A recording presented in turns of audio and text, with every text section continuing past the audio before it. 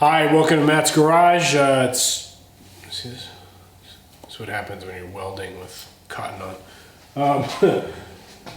Yeah, so I'm going to get into the Firewall today. Just wanted to announce that because I'm thinking about switching over to the AX15 manual transmission, it does mean I have a 4R70W and the advanced adapters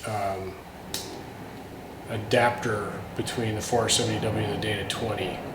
So if anybody's interested in that, I also have the cross member already ready to go. I've done all the fit up, it all comes together. So would give a decent price. I'm not going to give it away, okay? But if you're interested and you're in the area, let me know.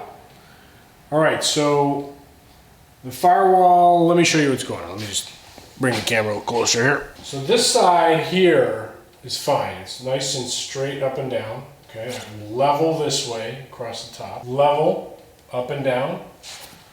These angles match the original stock angles.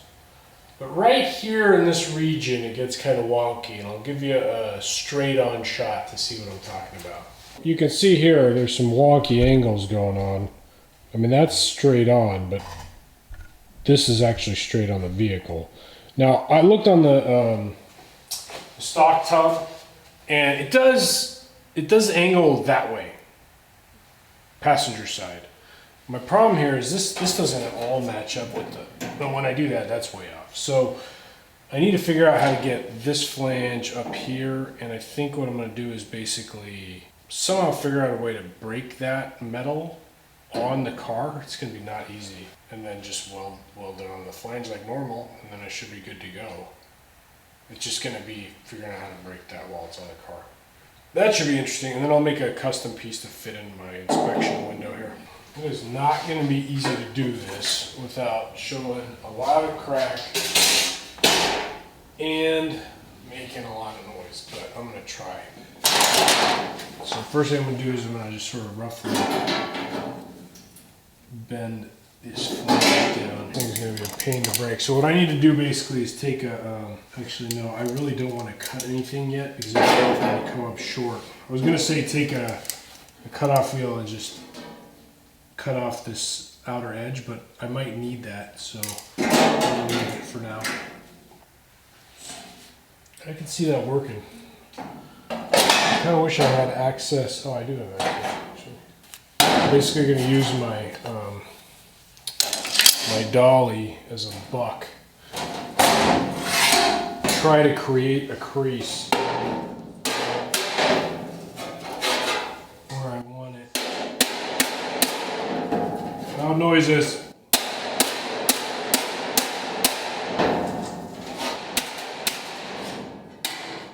So that's starting to look pretty good. Let me move it up to you guys, but to me it looks good. See how it's kind of kneading up? That's what I'm looking for. I just need to work this, get this crease in sort of all the way down the panel.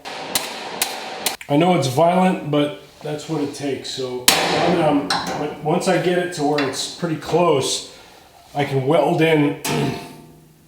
I can weld in some of it, and then that weld will hold, and I can beat the rest of the panel into shape, like, you know, weld it, beat it down, weld it, beat it down, and then slowly it will conform.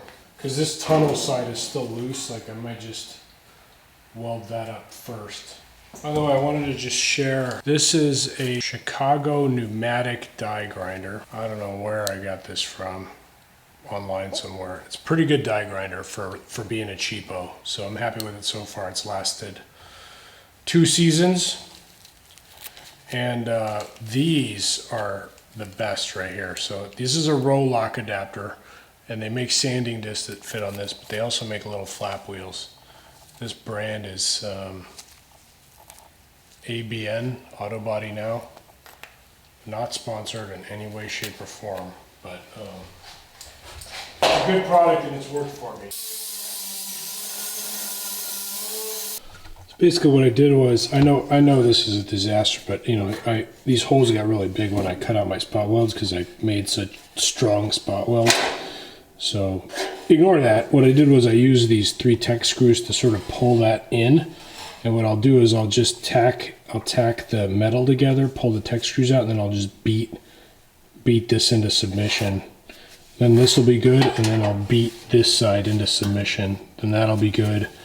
I'll fill, hopefully that'll get tight there. I can fill that and then just fill that triangle. And then I can go through and clean all this garbage up and then make the inspection cover piece there. Kind of excited too. This is going to be my first weld with the new ground clamp. The gas on. Let's do 3 at 38 on the wire speed. Whew, hot. Good stuff, man. Yeah, ground clamp's good. So I went ahead and welded that up and then grinded it down. Just the first sort of pass. You can see there's, you know, you get low spots because it puckers and you miss spots. So I'll go back in. I'll fill those up a little bit, and then but it, you know, it's ugly, but it'll get there. And if there's any imperfections, or you know, if it's like bad, what I'll do is I'll put some there's lots of, this is all my USC all metal, and there's, never mind that bug there but the bottom, but there's all kinds of versions of that, right? It's basically filler.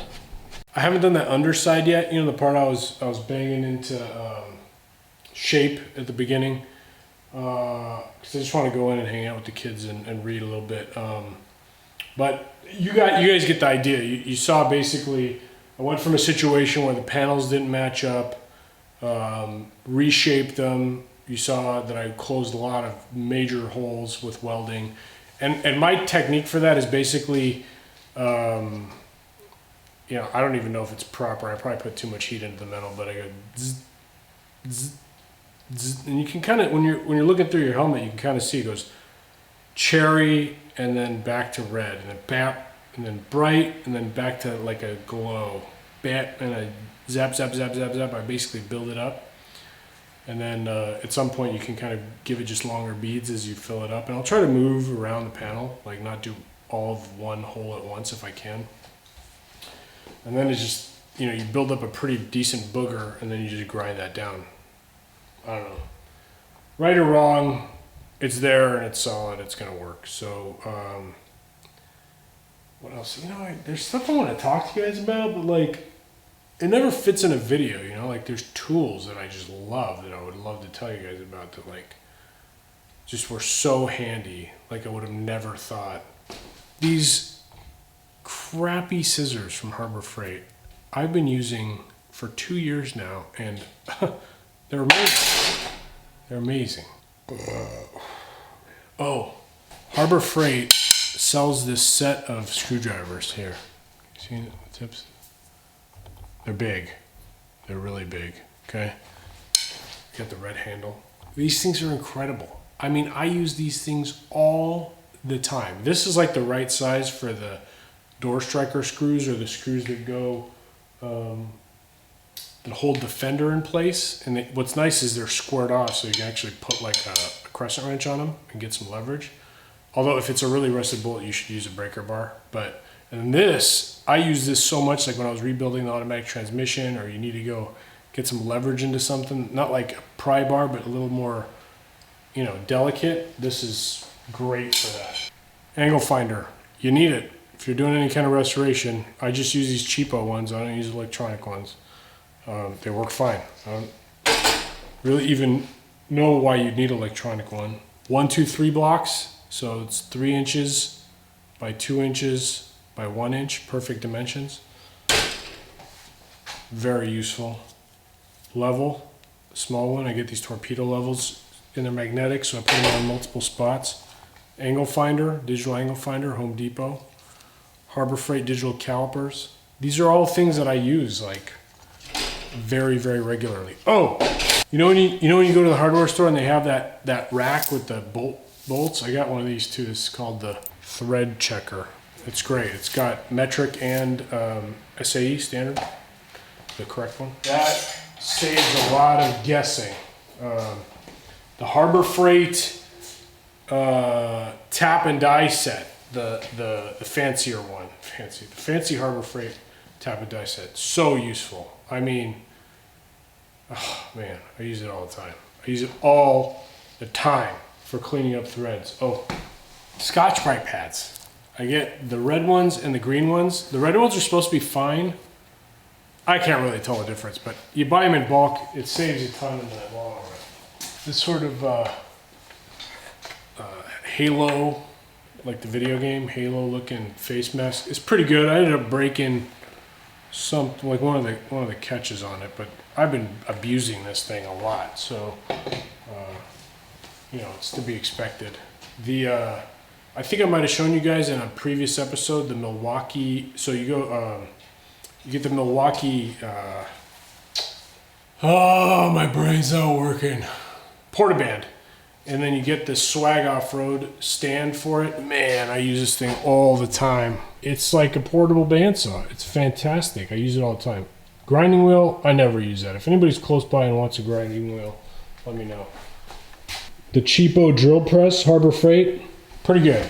When I say pretty good, I mean it gets the job done. You know what I'm saying? Like, it's not the greatest drill press. It's not accurate. It's got a ton of run out, but what am I using it for? You know, I'm not a machinist. I'm just making holes in metal. So anyway, let me know if you like the tool review thing. I mean, I can like, you know, I don't want to copy other channels. You got Fab Forums does the It's Friday Fool thing. I love that. You know, I used to watch it all the time, but eventually you run out of tools. I think for me, these are really the tools I use every day. Everything I've shown you, I've used 100 times. So if you have any questions about other tools I use, let me know. I can show you, you know, this is how I store them. China General from Harbor Freight, and this thing's great. I've had 2 of these now. One of them I gave my dad because it was like too big to bring up from LA. I didn't, unless I drove up. And then I bought that one. That's also good. I wouldn't recommend the side tray that's optional unless you have like a perfect spot for it, because it's like I have nowhere. I mean, if you have the spot, it's good. But both of these are fine. Like I mean, I know a Mac toolbox is way better, but what do I need it for? You know, I'm just holding tools. This Bosch laser level is great. Highly recommend that. So anyway, yeah. Oh, don't forget to turn the gas off your welder. So yeah, let me know if you like the tool thing. Let me know if you're interested in the transmission. Again, this is November of 2018. So if you're watching this and there's like cars flying around outside, the transmission's gone. It's gone. Okay, I'm sorry. You missed it. And